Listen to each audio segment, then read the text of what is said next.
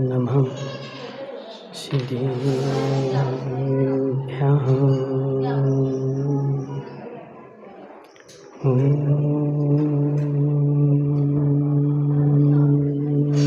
नमः सिद्धेभ्यः।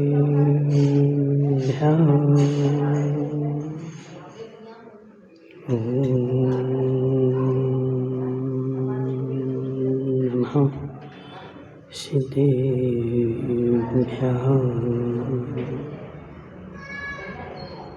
तज्जयति परं ज्योति समस्तपर्यायि दर्पणतले सकला प्रतिफलति पदार्थमालिकायत् अरिहन्तां नमो सिद्धां नमो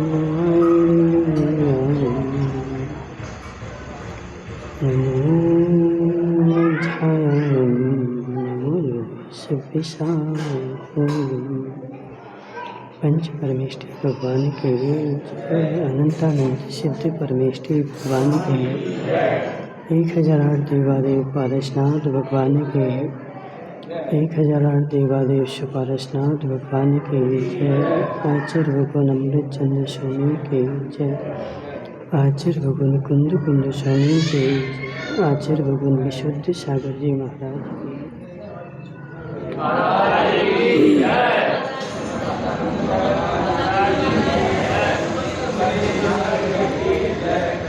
मनुष्य तीर्थंकर भगवान की विपदेशना शाद भगवान जय बनता हो। आचार्य भगवान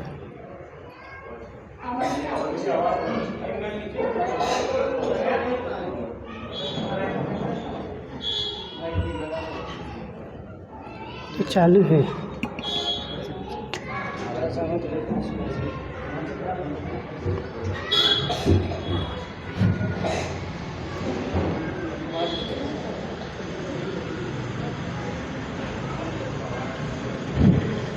आज पर्युषण पर्व का पहला दिन है। आज हम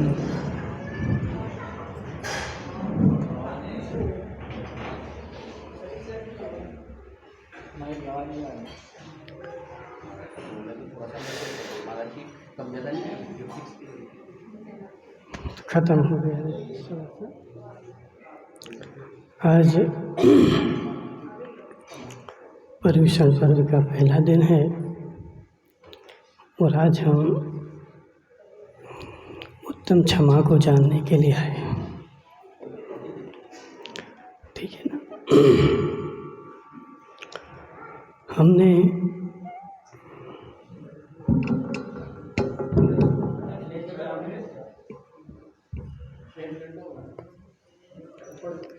कितनी बार पर्व मनाए और पर्व आए जब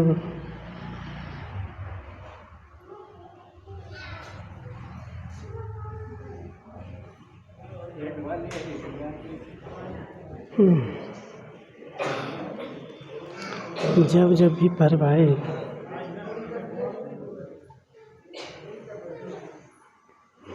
तो पर्व के दिनों में हमने ढोल बजा लिए और हमारे पर्व पूर्ण हो गए। माता समझना वो कहाँ गए? राजू भाई पारसोलिया जब जब भी मेरे साथ में पर्व आए,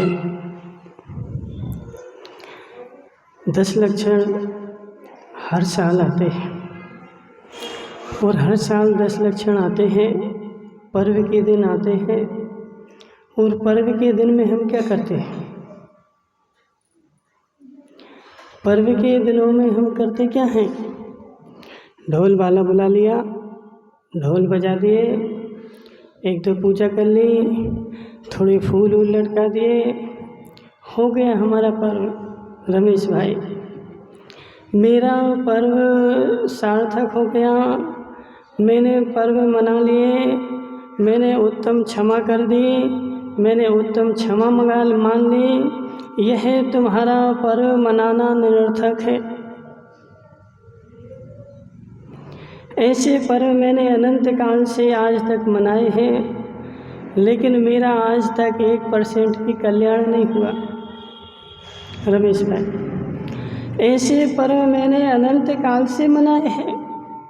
और संसार में भी डीके जैन साहब जितने भी पर्व आते हैं, तो पर्व की परिभाषा ही लोगों ने यही बना रखी कि पर्व आए, अच्छे नए नए कपड़े पहन लो, अच्छे श्रृंगार कर लो, तेल लगा लो, बाल काले कर दो और मंदिर में सज धज के चलो और वहाँ जा कर के बैठना और बाजे बजेंगे और हम नाचने लगेंगे, मेरा पर्व मन जाएगा।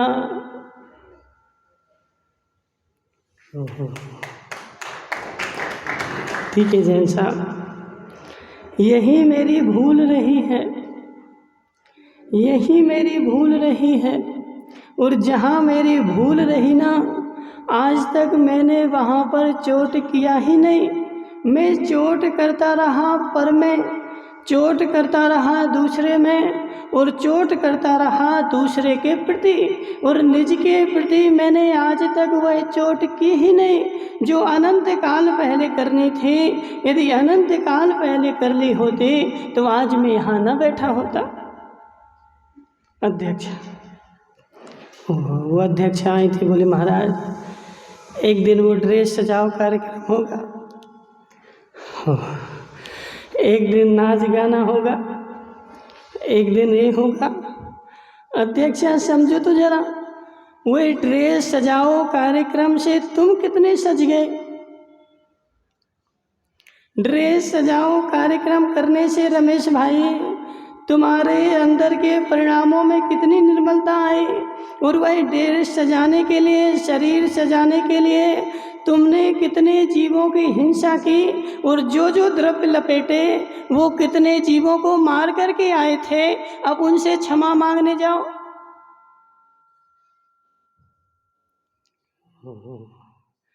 महाराज, आज उत्तम क्षमा का दिन है ना, तो मैं एक श्लोक पढ़ूंगा और चावल चढ़ा दूंगा, उत्तम क्षमा अर्घम निरूपामिति, और मेरे जीवन में क्षमा आ जाएगी।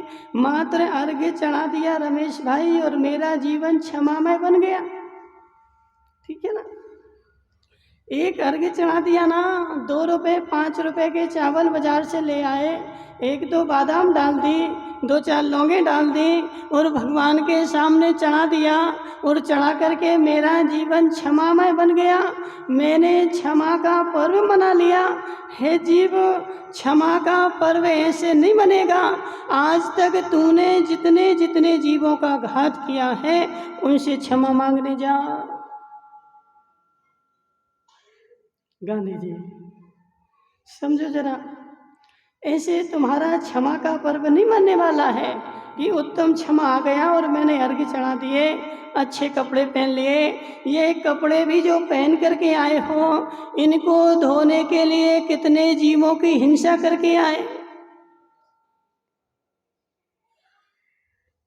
सोचो जरा, इनको धोने के लिए, इनको स्वच्छ करने के लिए कितने जीवों की मैं हिंसा करके आया हूँ, और वहाँ बेचारा हिंसा कर रहा है और यहाँ आकर के क्षमा का पर्व मना रहा है। ये तो वह बात हो गई कि बेचारा मरना नहीं चाहता है, लेकिन 11,000 वोल्ट की लाइन पे टंग रहा है।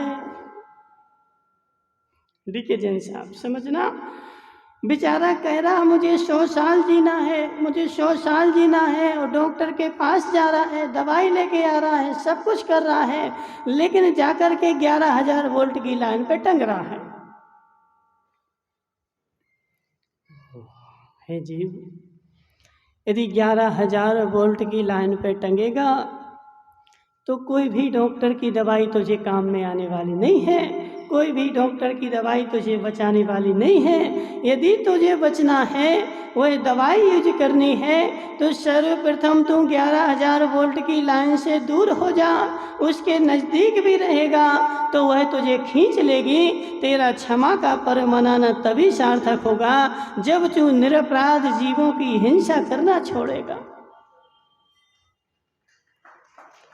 रमेश भाई, जब तुम निरपराध जीवों की हिंसा करना छोड़ोगे तब तुम्हारा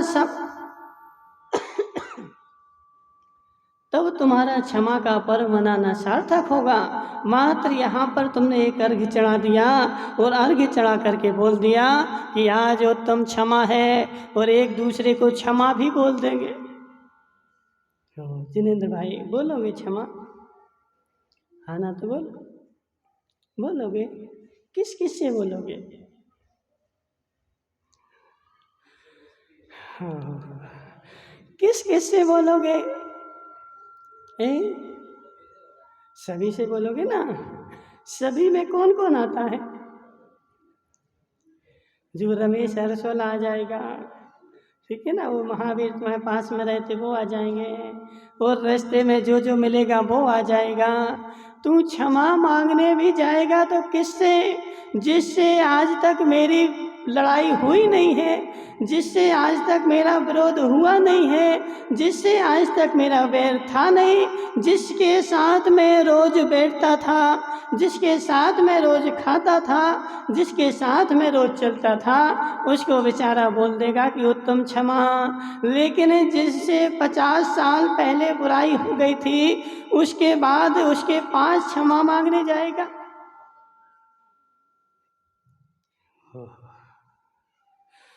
रमेश भाई, जड़ बैठी हुई है, जड़ बैठी हुई है। देखो, हम अर्थुना में थे, डी के जैन साहब, वहाँ जंगल जाते थे तो वहाँ क्या रहता था कि 2-4-8 दिन में घास हो जाती थी, ठीक है ना, और वो समाज वाले रोज इस घास को निकाल करके फेंक देते, रोज मतलब 8-15 दिन में फेंक देते थे। और जैसे ही पानी गिरता था और 8-15 दिन में वह घास जो थी ना फिर उग जाती थी। क्यों?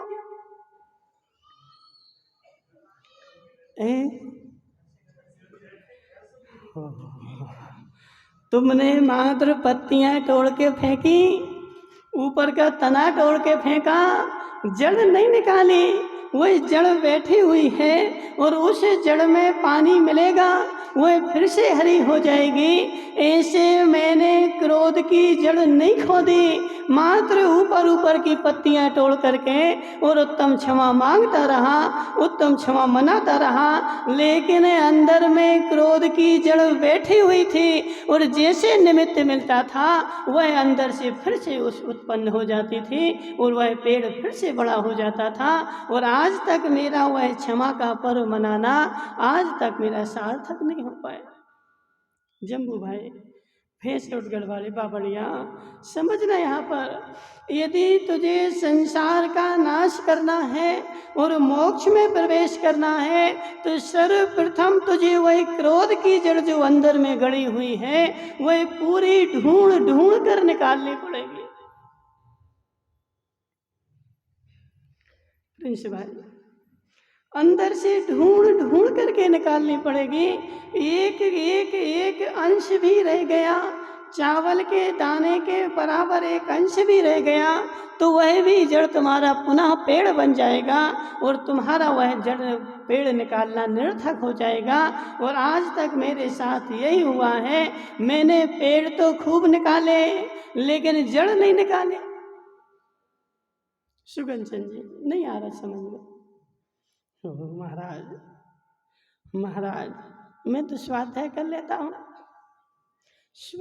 लेता हूँ, एक पुस्तक पढ़ लेता हूँ, भगवान को अर्घ्य चढ़ा देता हूँ, और मेरा धर्म पूरा हो जाता है। सुगंचन जी, उस स्वाध्याय में महावीर भगवान कहते क्या है तुमसे?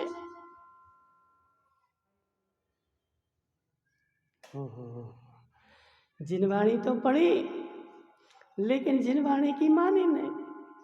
राजू भाई पार्सलिया, जिनवाणी तो पढ़ी लेकिन जिनवाणी की मैंने मानी नहीं। जिनवाणी तो सुनी और मेरी धारणा ऐसी बनी रही कि मात्र जिनवाणी सुन लूँगा मेरा कल्याण हो जाएगा। जिनवाणी सुनने से तेरा कल्याण नहीं होगा, वह अंदर की जड़ निकालनी पड़ेगी। महावीर भगवान, अभी तुमने पूजन की ना, उसमें लिखा हुआ था, जी तो है क्षमा, ते कर्म पूरब किए खोटे, लिखा था। किस किसने पढ़ा बताओ? रमेश भाई तुमने भी पढ़ा? क्या लिखा था? कर्म पूरब किए खोटे, सहे क्यों नहीं जिए रा, अति क्रोध अग्नि बुझाए प्राणी, शाम में जल ले सिएरा। है जीव, क्रोध की अग्नि बुझाना है तो साम्यता का जल लेना पड़ेगा। यदि तुझे अग्नि का एक जीवों को बुझाना है तो वह समुद्र के पानी से अग्नि बुझ जाएगी। चूल्हे की अग्नि बुझाने के लिए व्यास जी पानी पर्याप्त है, लेकिन हृदय की अग्नि बुझाने के लिए पानी कुछ भी नहीं कर पाएगा। समझना। देखो किससे पूछे, आज वो नहीं आए हैं तुम्हारे सेठ जी साहब। तुमने पूजन कर ली? पूजन कर ली? पूजन करने के बाद तुम्हें क्या मिल गया? हाँ तो बोलो, तुम्हें क्या मिल गया? आज बोलिए जम्बू भाई कहाँ गया बेचारा? हो जम्बू भाई यहाँ ना आगे, बहुत जगह है। अभी तुम जैसे 12 जम्बू बन जाएंगे। यहाँ जावांगे जम्बू के पीछे।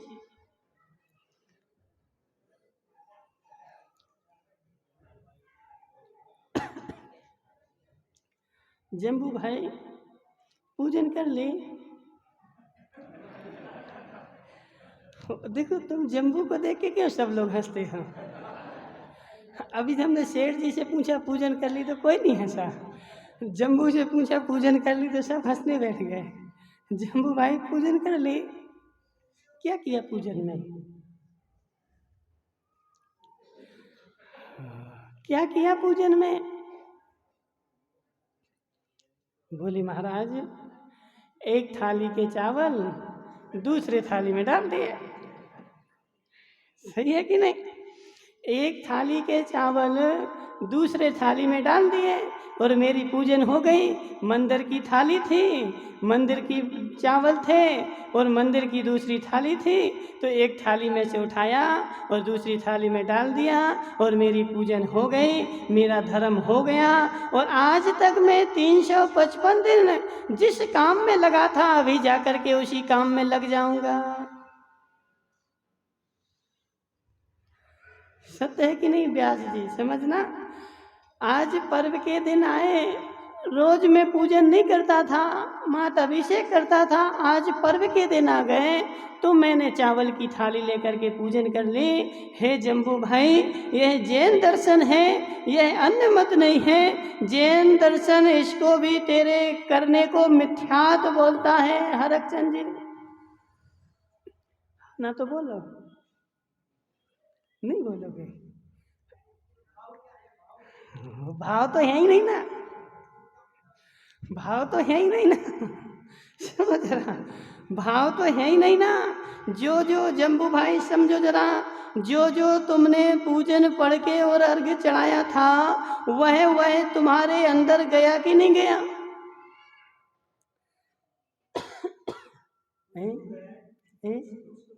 कुछ तो गया है, ठीक है ना? और कहाँ गया वो? और कहाँ गया है? कुछ तो गया है, कुछ तो प्रत्येक व्यक्ति के अंदर जा रहा है, लेकिन वह कुछ में आता क्या है? जो मुझे पसंद था वह मेरे अंदर चला गया और जो पसंद नहीं था वह मैं मंदिर में ही छोड़ के आ गया। रमेश भाई समझो जरा, जम्बू भाई तुम्हारा उत्तम क्षमा का पर्व मनाना जब सार्थक होगा जब आज तुम सारे जीवों से क्षमा मांग लो, उससे भी क्षमा मांग लो जिससे तुम्हारी 50 साल पहले बुराई हुई थी, 50 साल पहले लड़ाई हुई थी, उसके जाकर के भी तुम पैर पड़ लो, सत्व मात्र देखने लगो, प्राणी मात्र देखने लगो, जीव मात्र देखने लगो।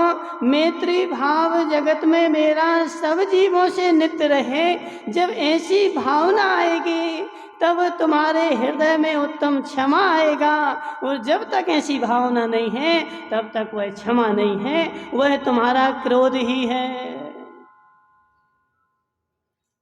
जम्बू भाई अभी जाएगा बेचारा, अपने कपड़े उतारेगा और देवी को बोल देगा धो डालो इनको।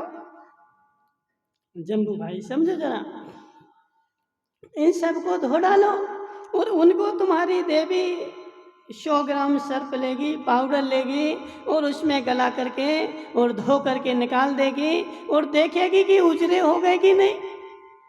उजरे जानते ना, ठीक है ना, निकाल करके देखेगी उजरे हुए कि नहीं। यदि उजरे हो गए तो ठीक है, और नहीं हुए तो एक मुट्ठी सर्प और डाल देगी और फिर गला देगी। अब तुम सोचो जरा, उसने 2 मुट्ठी सर्प उसमें डाल करके तुम्हारे कपड़े तो उजरे कर दिए, लेकिन निज के परिणाम उजरे किए कि नहीं। जम्बू क्या नाम, रमेश भाई, जो पर वस्तु थी वह तो तूने उजरी कर ली, वह तो तूने चमकदार बना ली, लेकिन निज वस्तु में तो तूने मैल छपा दिया। डी के जैन साहब नहीं आ रहा समझ में, आ रहा ना। पर वस्तु को तूने उजरा कर लिया, दूसरे की वस्तु को तूने कपड़े, कपड़े किसके पहने थे जम्बू भाई तुमने, खड़े तो हो जाओ, किसके हैं जी कपड़े, किसके हैं जी कपड़े, तुम्हारे हैं। तुम कौन हो,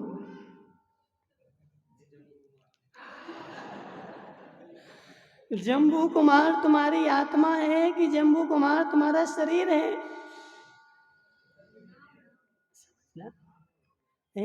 किसका नाम है, जीव का कि अजीव का।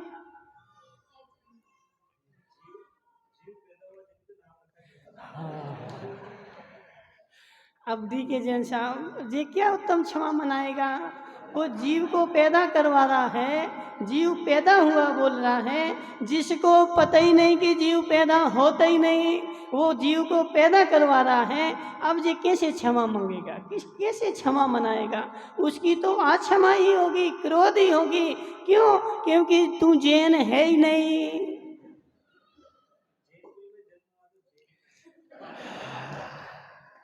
बस जैन कुल में जन्म हुआ ना, इसलिए तू जैन है, कि महावीर को मानता है इसलिए तू जैन है। जैन कुल में जन्म हुआ इसलिए तू जैन है, कि महावीर को मानता है, जिनको मानता है इसलिए तू जैन है। अभी तो बोल रहा था कुल में जन्म हुआ जी। बाजी कौन बजाने लगा, बाबूलाल जी, ये कौन बाजी बजा रहा है। सुनो जरा, बैठ जाओ, क्या नाम तुम्हारा, जम्बू भाई। आज निर्णय करो, आज पक्का निर्णय करके बताओ कि तुम जैन कुल में जन्मे इसलिए जैन हो, कि महावीर को मानते हो इसलिए जैन हो।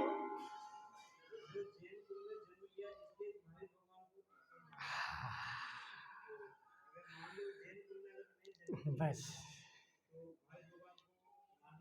बैठ जाओ, बैठ जाओ, बैठ जाओ, अभी बताते। जम्बू भाई, वह शेर कौन से कुल में उत्पन्न हुआ था,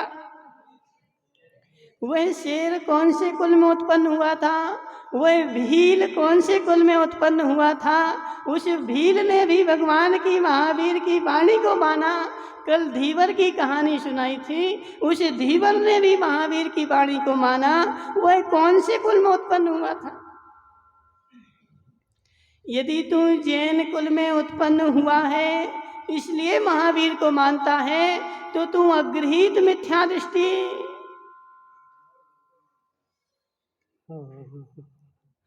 यदि तू जैन कुल में उत्पन्न होने के कारण महावीर को मानता है, तो अपने आप को कल्याणकारी मार्ग में नहीं जानना। अभी तू संसार मार्ग में ही भटक रहा है, अभी तू मिथ्या दृष्टि ही है। मैं जैन कुल में जन्मा हूँ इसलिए जैन नहीं हूँ। मैं जिनेंद्र भगवान को मानता हूँ, जिनेंद्र भगवान की वाणी को मानता हूँ। और विद्यानंद स्वामी अष्ट सहस्त्री में कहते हैं कि हे जीव, तू पहले महावीर को मत मान, पहले महावीर को जान, पहले इस्तेमाल कर फिर विश्वास करना।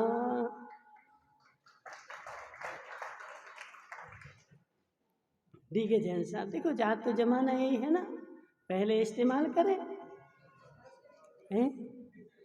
पहले इस्तेमाल करें और फिर विश्वास करें। लेकिन हमारे साथ क्या हो रहा है, पहले हम विश्वास कर लेते हैं और जब इस्तेमाल करने जाते हैं तो वह हमारा विश्वास खरा उतरता नहीं है और मस्तिष्क में टेंशन पैदा हो जाती प्रिंस भाई कि यदि ऐसा करेंगे तो संसार में कैसे जिएंगे।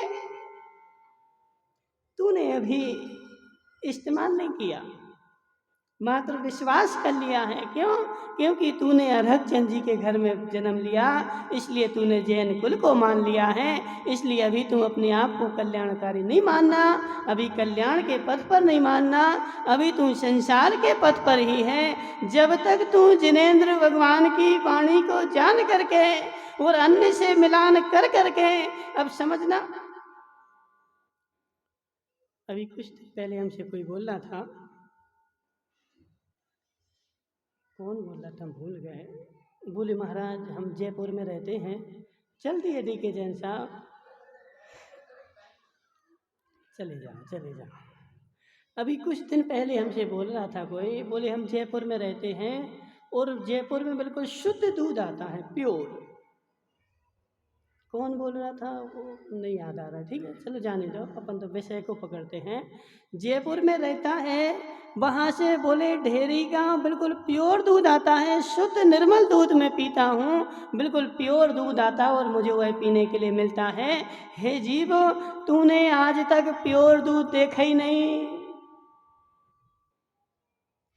तूने आज तक प्योर दूध देखा ही नहीं। बेचारा नीम का कीड़ा, बेचारा चमार का कुत्ता, बुरा नहीं मानना व्यास जी, चमार का कुत्ता, चमार का कुत्ता, चमार का कुत्ता चमार के घर में रहा और जीवन भर उसने बेचारे ने सूखी चमड़ी चबाई और सूखी चमड़ी चबाने से उसके मुंह में छाले पड़ गए और छाले पड़ने से उसके खून का ही उसने स्वाद लिया और वह जानता रहा कि इस सूखी चमड़ी में से रस आ रहा है और उसको चबाते हुए बेचारा जिंदगी निकल गई उसकी, उसने आज तक गीला चमड़ा चखा ही नहीं। हे चमार के कुत्ते, हे चमार के कुत्ते, हे चमार के कुत्ते, ऐसे आज तक अनंत काल तक तू मिथ्यात में रहा और मिथ्यात की तूने स्वाद चखा। आज तक तूने महावीर की क्षमा को जाना ही नहीं। जहाँ से संसार की क्षमा खत्म हो जाती है, वहाँ से महावीर की क्षमा प्रारंभ होती है।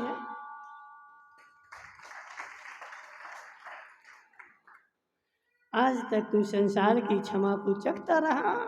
नीम का कीड़ा बेचारा नीम के पेड़ पर चढ़ करके और कड़वी पत्ती को चबाता रहा और उसी में रस लेता रहा और रस लेकर के मानता रहा कि इसमें खूब स्वाद है। हे नीम के कीड़े, एक बार तू मीठी नीम के ऊपर जा, तब तुझे पता चलेगा कि मीठा क्या है और कड़वा क्या है। लेकिन जब तक तू मीठी नीम के ऊपर नहीं जाएगा, तुझे कड़वे और मीठेपन का अंदाज होगा ही नहीं, तू कड़वे और मीठे में अंतर जान ही नहीं पाएगा। ऐसे जम्बू भाई, जब तक तू महावीर की क्षमा को नहीं जानेगा, तब तक तू अक्षमा और क्षमा को पहचान ही नहीं सकता। मात्र उस अक्षमा को, क्रोध को ही क्षमा मानता रहेगा कि यह क्रोध जो है ना, वही क्षमा है।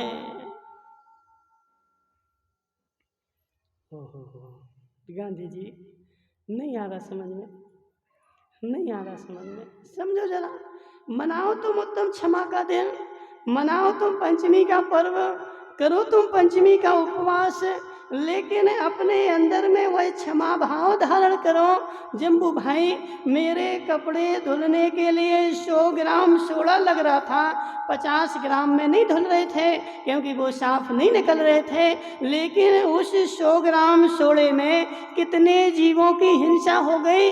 उस हमारी देवी ने धो करके और वह सारा सरफ जो था वह नाली में बहा दिया था। उसमें सैकड़ों कीड़े उनकी आंख में चला गया और वह बेचारे बिलबिला करके मर गए। अब तुम मनाओ तुम क्षमा का दिन।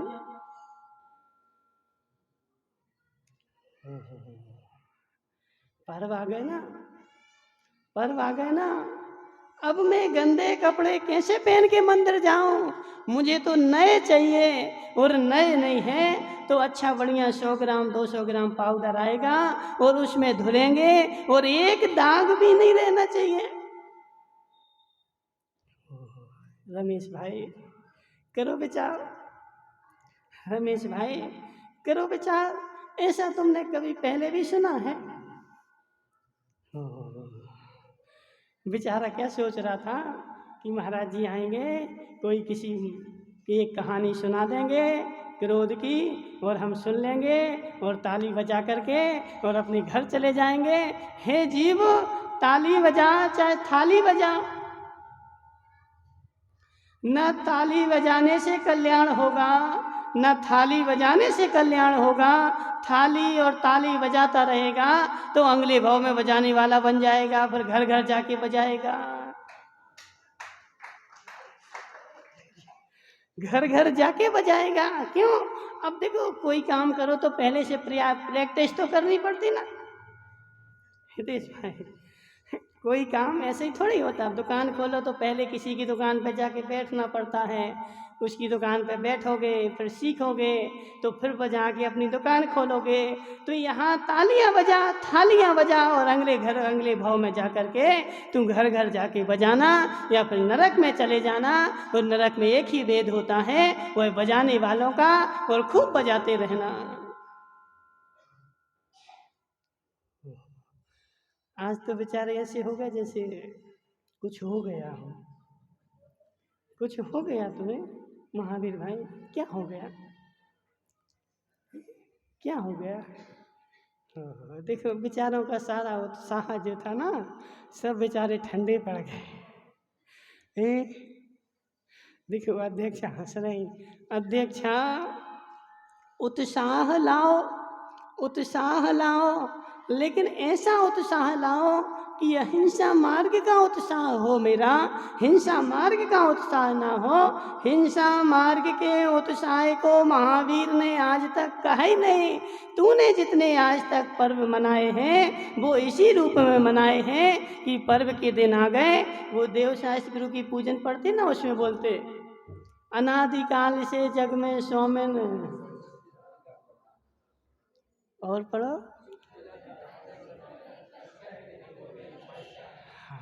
किससे वो सुनाया तुमने जी? किसको सुनाया महावीर भाई? अनादिकाल से जग में सौमिन, जल से शुचिता को माना, शुद्ध निजातम सम्यक रत्ना त्रय को नहीं पहचाना। और क्या बोलते हैं? किस लिए ध्यान है? निर्मल रत्ना त्रय निरिपाने, देव शास्त्र गुरु को ध्यान। भावना है गांधी जी, भावना है, बोल देंगे। वो पूजा में लिखा हुआ है राकेश भाई कि अनादिकाल से जग में सौमिन, जल से शुचिता को माना। अनादिकाल से मैंने ऐसे ही माना कि 2 लोटा पानी डाल लो, और माताओं को तो 500 लीटर पानी नहीं हो जब तक नहाना होता ही नहीं है। माताओं कहाँ, बोले 2-5 लीटर में कहाँ नहाना होता है? बहुत सारा ड्रम के ड्रम रहेंगे, जब ऊपर डालेंगे तब शुचिता आएगी, वरना शुचिता आएगी नहीं। माताओं, एक पानी की बूंद में कितने जीव हैं?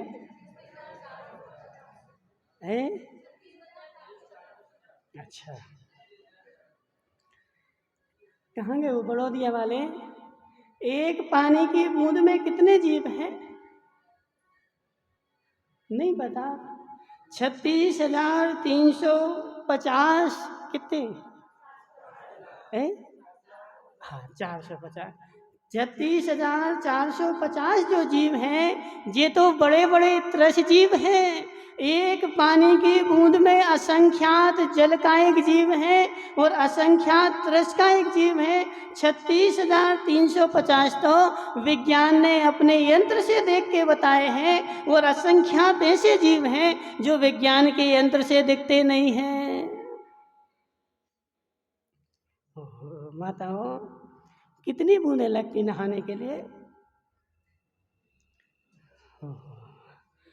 कितनी बूंदें लगती नहाने के लिए? सोचो जरा, विचारो जरा, इस महावीर की सूक्ष्मता को विचारे बिना तुम्हारा पर्व बनाना निरर्थक है, तुम्हारा पर्व बनाना सार्थक नहीं होगा। एक बूंद में असंख्यात जीव और फिर मैं नहाने के लिए ड्रम के ड्रम भर करके और वो फेंकूंगा, वह सारे जीवों की हिंसा हो जाएगी और अच्छी बढ़िया बढ़िया साबुनें लगाऊंगा और रोज बिल्कुल एक दिन में 2 जोड़ी कपड़े धोऊंगा और एक दाग नहीं रहना चाहिए। कपड़े में तो एक दाग नहीं रहेगा, तेरी आत्मा दागीली हो जाएगी। गांधी जी सोचो जरा, तुम्हारा कपड़ा तो साफ दिखेगा, कपड़ा तो साफ दिखेगा, 4 लोगों के बीच में बैठ करके तुम्हारे कपड़े तो खूब चमकेंगे, लेकिन असंख्यात केवली के ज्ञान में तुम्हारी आत्मा दागिनी, काली, कलूटी, मैली, कर्म से युक्त दिखेगी। तुझे असंख्यात केवलियों का ध्यान नहीं है, तुझे मात्र 4 लोगों का ध्यान है कि 4 लोगों के बीच में मैं अच्छा दिखना चाहिए।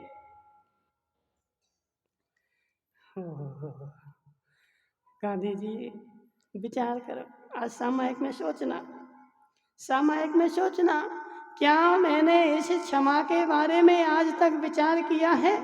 क्या मैंने आज तक इन जीवों से क्षमा मांगी है? जितने जीवों की मैंने आज तक हिंसा कर दी, इन सारे जीवों से मैंने क्षमा मांगी है। मात्र मैंने अपने घर में, पड़ोस में, बगल में, मित्र से क्षमा मांग ली, लेकिन जिन जीवों की मैंने हिंसा की है उनसे तो मैंने आज तक क्षमा मांगी नहीं, और जिनसे क्षमा मांगी है वह मात्र ऊपरी ऊपरी क्षमा मांगी है, अंदर से तो मैंने आज तक क्षमा मांगी नहीं। वह जड़ अंदर में बैठी हुई है और वह जो अंदर में जड़ बैठी हुई है वह बार बार भव को उत्पन्न करती है, और जब तक जड़ बैठी रहेगी। राजू भाई पारसोलिया, अपने मनसुखलाल जी से बोल देना, ठीक है ना? हे मनसुखलाल जी, घर का जो तुझे राग बैठा हुआ है, यह राग तेरा क्रोध भाव है, यह राग तेरा कसाय भाव है। उस राग के कारण तू ना घर छोड़ पा रहा है और ना घर से बाहर जा पा रहा है। घर में बैठे तू कितने कह ले कि मुझे आत्मा का ध्यान हो रहा है, लेकिन बोल देना उससे आत्मा का ध्यान होने वाला नहीं है। जब तक तू हिंसा को नहीं छोड़ेगा रमेश भाई, जब तक तू हिंसा को नहीं छोड़ेगा तब तक तुझे आत्मा दिखने वाली नहीं है। वह तू वैज्ञानिकों के जैसे कहता रहेगा कि मैं मंगल ग्रह पे चला गया, मैं बुध ग्रह पे चला गया, मैं चंद्रमा पे चला गया। बेचारे यहाँ वहाँ गली में होकर के आ जाते हैं और उसी को चंद्रमा मान लेते हैं। चंद्रमा पर जाओ तुम्हारी ताकत ही नहीं, चंद्रमा पर जा पाए कोई व्यास जी?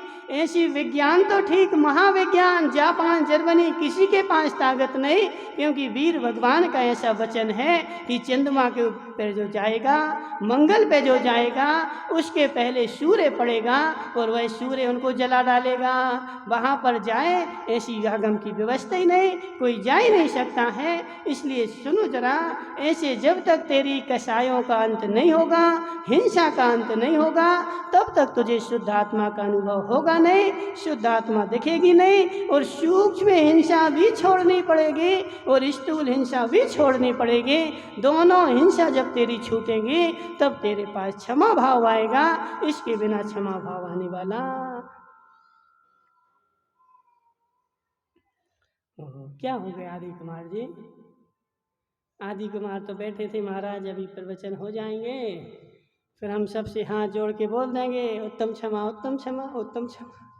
हो हे जीव, उत्तम क्षमा तू वचन से तो बोल रहा है, लेकिन क्षमा के भाव अंदर में आ रहे कि नहीं? वचन में तो क्षमा निकल रहा है, लेकिन अंदर में क्षमा के भाव आ रहे कि नहीं?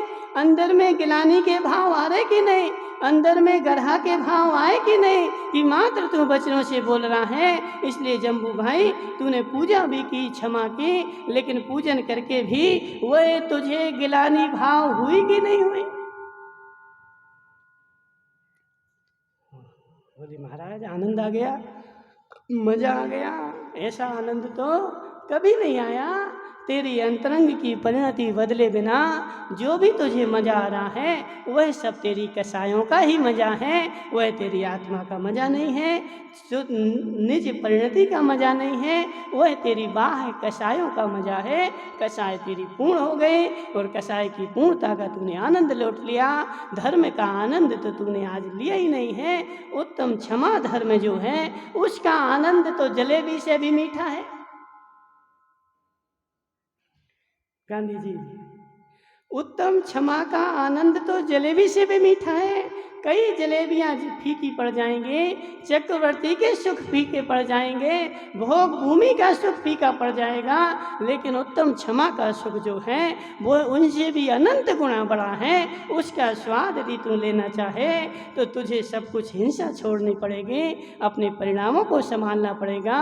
इसके बिना तेरे अंदर में क्षमा आने वाली नहीं है। इसलिए हे जीव, क्षमा मन मांगना तेरा सार्थक तब होगा जिसकी तूने आज तक हिंसा की है, जिन जीवों को नालियों में तूने मारा है, जिन जीवों को रोड पर तूने मारा है, उन सारे जीवों से क्षमा मांगने जा और उनसे यदि वो तुम्हें क्षमा कर दें तो तू उत्तम क्षमा का धारी होगा, और यदि वो क्षमा न कर पाए तो तू क्षमा का धारी नहीं है, क्रोध का धारी है। इसलिए सारे जीवों से क्षमा मांग, एक इंद्रिय से लेकर पंच इंद्रिय तक, तब तेरे पास उत्तम क्षमा आएगी, वरना तेरा धर्म अभी कोरा है।